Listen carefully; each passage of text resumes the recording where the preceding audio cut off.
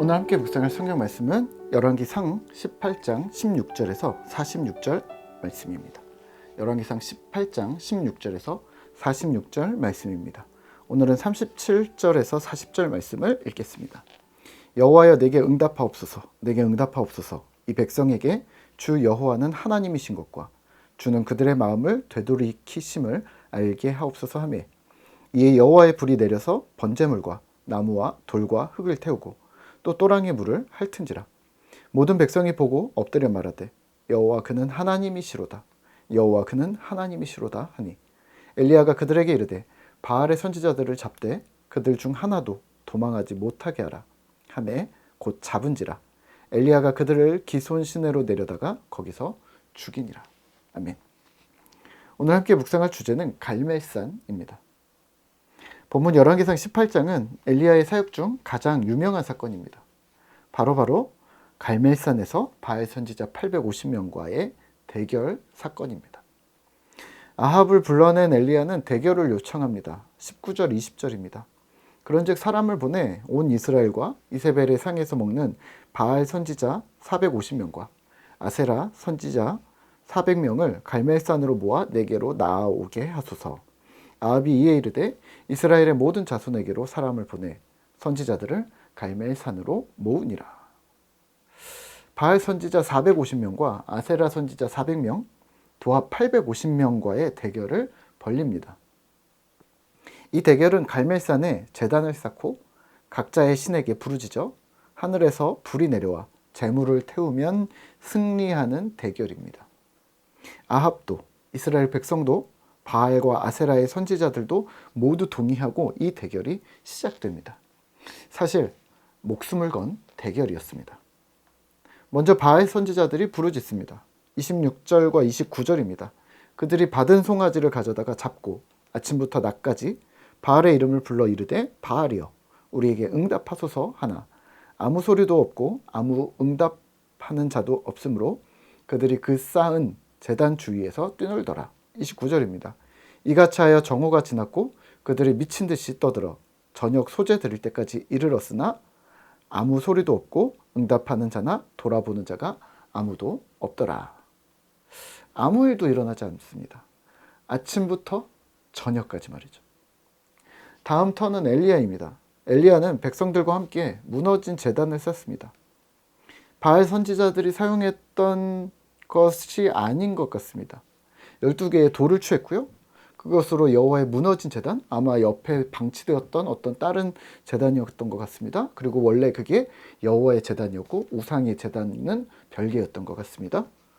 거기서 그 제단을 다시 쌓습니다.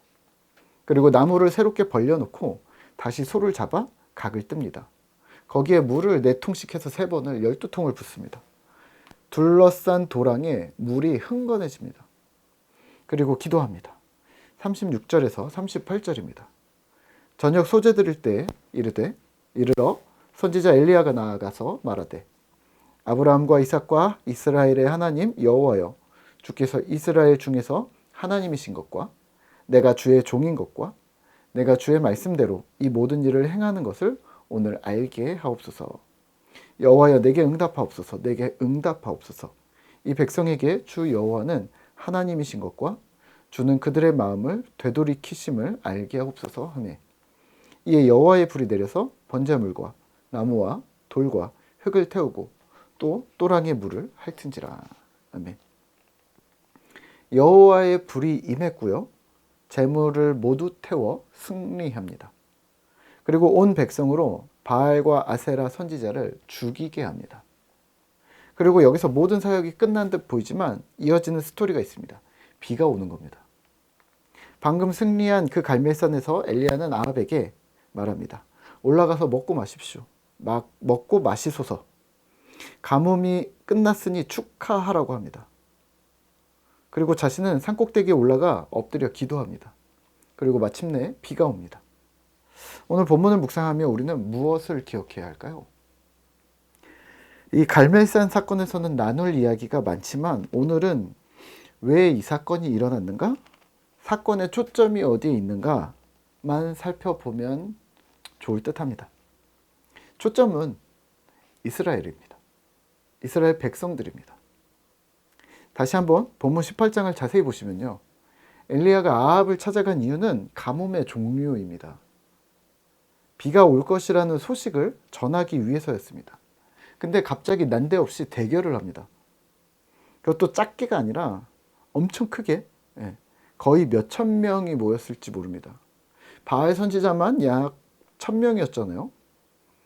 선지자들만, 따라온 사람들도 있겠죠. 그리고 백성들도 모였죠.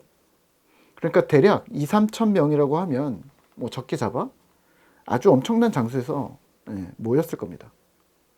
거기서 가뭄의 종료를 바로 선포하지 않고 갑자기 대결을 합니다. 물론 대결한다고 모였죠. 근데 엘리야의 말과 행동을 보면 좀 특이점이 있습니다. 먼저 아합 왕에게 바알 선지자들을 불러달라고 할 때 바알 선지자들만 부르지 않고 백성들을 함께 모아달라고 합니다. 19절입니다. 온 이스라엘과 이방 선지자들을 모아달라고 합니다. 이들이 모인 후에 엘리야는 자꾸 이스라엘 백성들에게 말합니다. 자꾸 말을 붙이는 거죠. 21절입니다. 엘리야가 모든 백성에게 가까이 나아가 이르되 너희가 어느 때까지 둘 사이에서 머뭇거리려느냐. 백성들이 대답하지 않습니다. 여기선 22절에서 엘리야가 다시 나가 말합니다. 엘리야가 백성에게 이르되 여호와의 선지자는 나만 홀로 남았으나 바알의 선지자는 450명이로다. 백성들이 대답합니다. 아, 그렇게 싸우겠습니까? 우리도 그러면 그 방식에 동의하겠습니다. 엘리야가 모든 백성을 향해 자신의 턴에 이렇게 얘기합니다. 다 나와라. 그래서 제단을 다시 수축하고 그리고 돌을 취하라고 말합니다. 자신의 제사 타이밍에 백성들을 참여시킵니다. 37절입니다.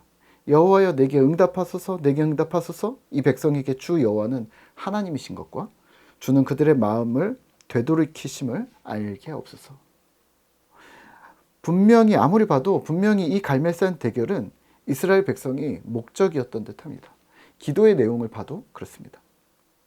가뭄의 종료 이전에 하나님의 살아계심과 이방신에게 돌아섰던 그들의 마음을 다시 제대로 되돌리려는 명확한 목적이 있었던 사역, 대결이었던 것이죠. 결국 머뭇거리던 이스라엘 백성들은요, 하나님께로 돌아옵니다. 39절입니다. 모든 백성이 보고 엎드려 말하되 여호와 그는 하나님이시로다. 여호와 그는 하나님이시로다 하니. 아멘. 모든 백성이 여호와는 하나님입니다 라는 고백을 합니다. 감격적인 장면입니다. 목적하던 바를 이룬 엘리야는 바로 그 자리에서 가뭄이 끝났음을 선포합니다. 이 부분은 아합을 향해서인 듯합니다. 이스라엘 백성들에게도 기쁜 소식이었겠지만 아합 왕의 마음을 돌리는 중요한 장면으로 보입니다. 적어도 18장까지는 말이죠. 19장에서는 약간 상황이 달라지긴 합니다. 갈멜산은 이스라엘 백성과 아합의 마음을 돌리는 장소였습니다.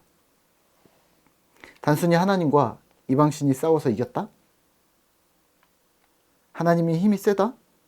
엘리야 선지자가 영웅처럼 이겼다? 어떤 승전보를 알리는 그런 사건이 아니라 이 승리를 통해 이스라엘 백성들의 마음이 하나님께로 돌아오고 아합의 마음이 누그러지는 사건이었던 거죠.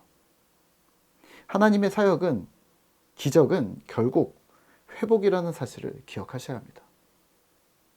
승리를 위한 승리가 아니라 회복을 위한 승리, 회복이 목적이 된 승리, 돌아선 이스라엘과 극악무도한 아합 왕에게 회복의 기회를 제공하셨던 것이죠. 그렇다면 오늘 우리는 무엇을 해야 할까요? 기적이 아닌 회복에 집중하시죠. 무너진 우리의 믿음의 회복, 또 믿음을 떠난 우리 이웃들의 회복, 또 하나님을 저주하며 멸시했던 원수들의 회복을 기대하시죠.